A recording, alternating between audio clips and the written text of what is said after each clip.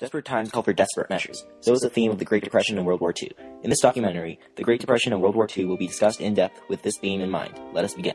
There were a couple major causes of the Great Depression. Most prominent of these was unequal distribution of wealth, the decrease in demand for goods, overproduction, and the tariffs countries put on incoming goods. The straw that broke the camel's back, however, was the stock market crash of 1929 in America. The U.S. populace was so psychologically affected by this event that they soon became panicked, which just made things worse. With the U.S. economy gone, the rest of the world fell financially with them. And so the global Great Depression began. The Great Depression affected us greatly economically, socially, and psychologically. Economically, due to the Depression, most businesses were in a tight spot. There were no jobs to be found, trade went down to an all-time low, and living standards were lowered as well. Socially, almost everyone had very little money and was out of a job as a result of the Depression, making poverty a big issue to contend with. Also, the living standards were poor considering the amount of money people had, meaning many a community was formed in poor hovel districts. Psychologically, people no longer had trust in the banks due to the Depression, or panicked, scared, anxious, and depressed about the conditions they were living through in respect to the future. Different countries responded to the crisis in different ways, however. America's response to the global depression was to raise tariffs in hopes of rebuilding banks. We also removed loan investments from Europe and tried to restore confidence in the system through economic programs while trying to help the people via social programs. England's response was to increase tariffs as well, to increase taxes, and to regulate currency in hopes of stopping inflation. France's response was to increase worker benefits, but unemployment still stayed high and the economy still stayed low. Germany's response was to simply print more money, which led to inflation. Their economy failed the worst because of this. Japan's response was to become socialist, in which they built recovery programs to create equal distribution of wealth and also to expand, thereby gaining more wealth. The U.S.'s plan to deal with the Great Depression was FDR's New Deal, which created economic and social programs to combat the Depression and help the people. Some of these programs did such things as regulate the banks and the stock market, offer public work projects, create relief programs, create administrations, authorities, and commissions like the Works Progress Administration, and invest in businesses and industries.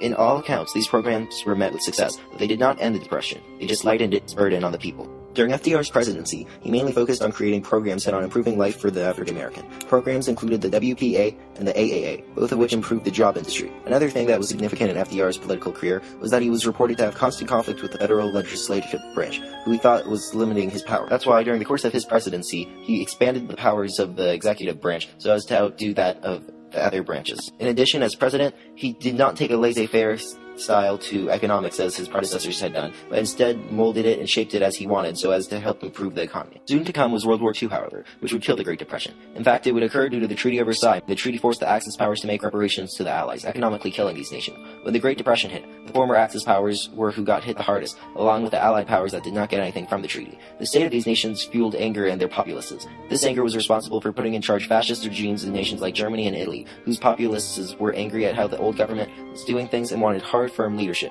Anger to spur them on and revenge on those who did this to them. You could say desperate times forced them to take desperate measures. The fascist dogma became conquer, grow, and be supreme. They believed they were the best, so they could and should take over others. This supranationalism caused countries like Japan to invade China, and eventually Germany to invade its neighbors and Italy to invade North Africa, seeing as there was no repercussions to Japan's action. In fact, the fascist nations improved their economies by going into a totally controlled economic state, oftentimes associated with war. Through the conquering of their neighbors, as was the goal of these fascist countries, powers like Italy and Germany became world powers again, leading the world in economic wealth and militaristic might, along with Japan. Weary of more conflict and thinking of their money woes, the former Allied powers decided to appease the fascist nations by letting them invade and conquer smaller nations. This appeasement just fueled these nations' resolve, however, forcing the Allies eventually to intervene and declare war when in particularly Germany expanded too far without permission. Coming to their comrades' side, the other fascists teamed up against the former Allies, and so began World War II. World War II saw advancements in air technology, making air raids a major part of battles now. A strategy known as blitzkrieg also became popular. This was critical, seeing as the war ended due to this new technology and strategy. At the beginning of the war, Germany pushed west of its border, conquering all things to France. Struggling to conquer England, Germany eventually gave up that front, beginning to push into Russia. Germany could not recapture all of Russia due to the Russian no resource left behind tactics and cold winters. The German unsuccessful offensive at Stalingrad marked their last major push in the east, which weakened their army to a point of no return, basically destroying their eastern front. By this time, Japan began taking territory in the Pacific and Alaska, having bombed the U.S. base at Pearl Harbor, declaring war on the U.S., thereby dragging us into the war and officially out of isolation. You see, before this occurred, Britain asked America to become an ally, and America formed the Land Lease Program, which supported the war effort by leasing weapons and military assets to the Allies, thereby passively being an active ally. After Pearl Harbor, though, the U.S. entered the war for real, sending troops of their own into the heart of the fight. The U.S. drove Japan back for having had better tech like radar and having figured out their codes. Decimating the Japanese fleet at the Battle of Midway, the U.S. Navy turned the course of the Pacific front for the better. Shortly afterwards, England, the U.S., and most all remaining Allied powers powers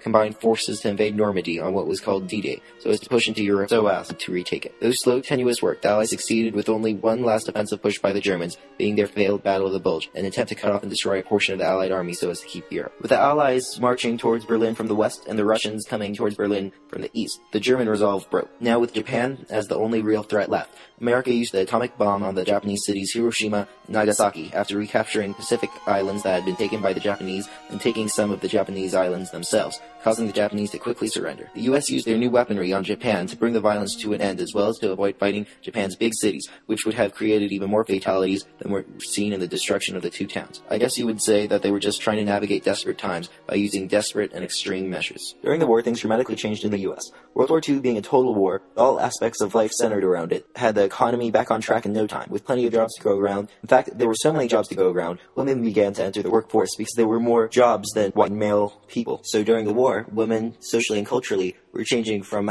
housewives to workers. In fact, 6 million women were employed during the war, along with minorities, while the American men were out of town. But when the war was won, and the men returned, the women lost their jobs and became domesticated housewives once again. All work done at home in the US during the war was used towards defense. The Allies needed the US to provide food, supplies, and war materials, which also meant valuable resources like cloth, metal, and food were rationed at home so the rest could be used towards the war. Men were also a valuable resource, though, both at home and at war. This is why able young men were pulled into the army by propaganda or by draft. Propaganda also played a big role in the war, encouraging women, children, and all those left in America to work hard by helping the war effort at home via war bonds, middle drives, and the like. Even blacks became a part of the U.S. Army via propaganda and or the draft. Though they were treated badly at first, African Americans were soon treated better due to the U.S.'s need for more men in the army. At home, however, blacks fared even worse. They were unable to get jobs, were discriminated against across the country, not just in the South, and were segregated from the whites, and were even being lynched. Japanese Americans fared even worse, though. Forced to give up their jobs, houses, and most of their money and belongings by a bill created by FDR, the Japanese Americans were forced to live in ghettos with horrible living conditions. What's more, the Supreme Court upheld the ghetto bill, determining it as being constitutional. Blaming them for the attack on Pearl Harbor and suspecting them as being spies or traitors to their country, we totally discriminated against Japanese Americans during World War II. The last minority that was affected in America during the war were the Mexicans. Brought into the U.S. to work for us temporarily, the Mexicans were heavily discriminated against. Mexicans were barred from American institutions as well as beat down by American citizens and the U.S. authorities. This was because they were stereotyped as gang members with their flamboyant zoot suits that were just ethnic, colorful clothing. These suits, however, were associated with gang violence. Finally, we have come to the section of this documentary devoted to the short and long-term effects of World War II. For Germany, the war was not only about expanding and growing more powerful,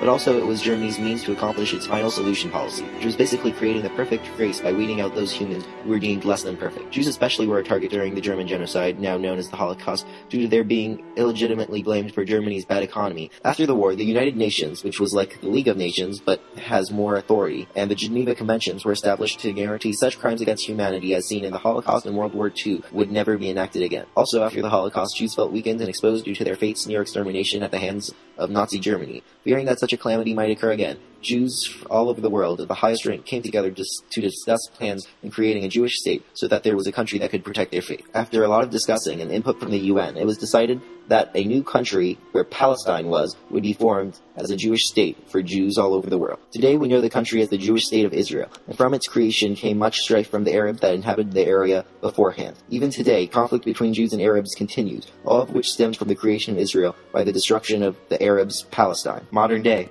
jihad. Terrorism, in fact, has stemmed from the creation of Israel. Finally, the last substantial effect of World War II was the Cold War, which was a standoff between the US and the USSR, the only two remaining powerful countries after World War II, who ironically had radically different schools of thought, with each hating the other. This hate bred fear, considering each side didn't want more countries to follow the other's school of thought. Therefore, competition ensued in converting countries and regions to each nation's respective political system. The US and the USSR, though, also competed with each other on other fronts, like during the space race, where each tried to get to the moon first. This cold competition between countries would eventually cease after 40 years, but right after the war it caused major tension in the world's political climate, especially when it came to Russia's wanting to expand its borders and influence, thereby threatening the US with more communist rivals in the world. And there you have it, the history of the Great Depression and World War II in a nutshell. Really, these events were just desperate people taking desperate measures to ensure the best potential outcome of their situation. And in this light, these events do not seem horrible so much as they look pitiful or despondent. It seems, as demonstrated by history, desperate times leave people wanting for security and solace, which can be found in extreme measures and beliefs. When Germany was economically dead, people saw hope in radical ideas and actions since they promised radical change, and in extension, hope of better conditions. Therefore, it might be surmised disparate times lead to extreme ideas and actions due to their potential impact for the better when all else seems fallible, with no other actions merited with promise.